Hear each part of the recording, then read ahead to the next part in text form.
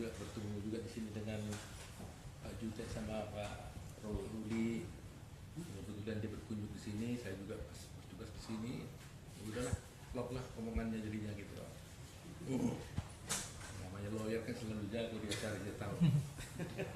Wakil menteri kemana dia tahu aja, dia sampai celahnya gitu ya. Nah, tapi nggak apa-apa, bagus juga ya bertemu di sini karena kebetulan kami datang ke sini untuk kunjungan lah pada lapas, karena kami ini sedang dalam rangka memberikan evaluasi mengenai beberapa hal tentang ketentuan hukum, termasuk rencana amnesti ya, dan juga melihat kondisi-kondisi lapas yang selama ini kan kita juga tahu di atas kertas bahwa ternyata jumlah lapas itu kan sudah over capacity ya, sudah termasuk isu yang lama sebenarnya ya. Nah, tetapi memang terlihat bahwa jumlah lapas yang ada itu penghuninya itu hampir 55% ke atas itu rata-rata dihuni oleh narkoba, kasus narkoba ya. Sehingga kita sekarang ini sedang berpikir kalau ini dibiarkan terus ini akan masalah kan. Kita mempunyai paradigma tidak ingin sebenarnya menambah lapas ya, atau hutan dan sebagainya. Kenapa? Sebab kalau kita berpikir menambah lapas berarti kita berpikir membiarkan aja kejahatan terus terjadi dan lapasnya ditambahkan. Nah, kita berpikir bagaimana caranya agar kejahatan ini tidak banyak terjadi sehingga lapas mestinya boleh kosong.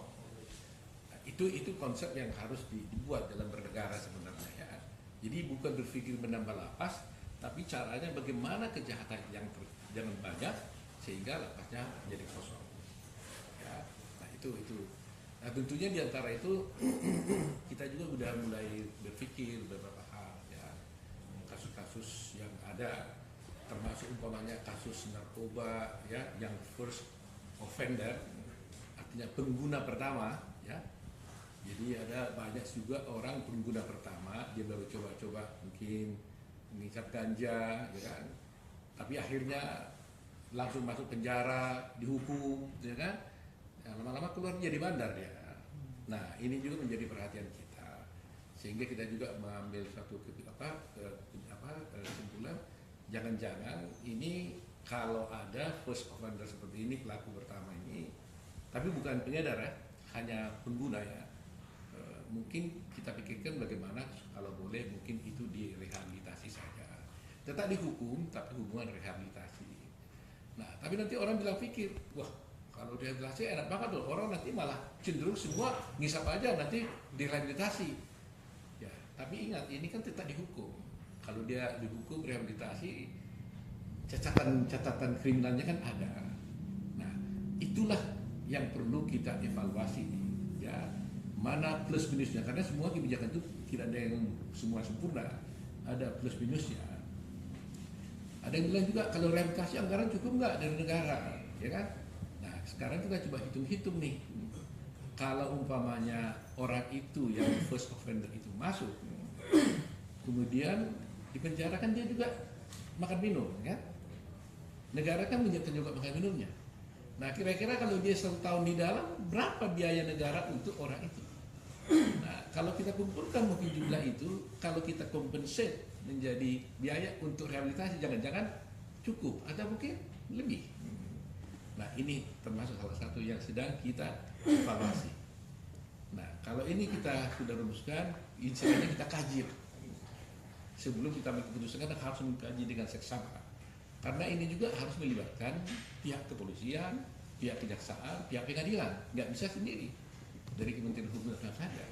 Karena keputusan mereka dihukum atau tidak bukan di tangan kita, tapi di tangan pengadilan.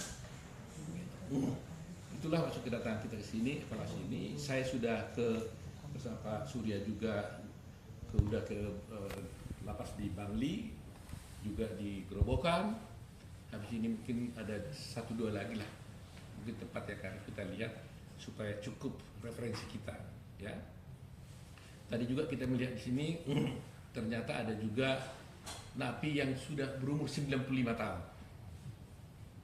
Nah, secara fisik juga sudah tidak bisa apa-apa. Nah, tapi kan ini hukum. Nah, ini juga menjadi temuan kita juga. Ini bagaimana? Kita dalam rangka memberikan amnesti kan juga akan memasukkan kategori tentang umur kan.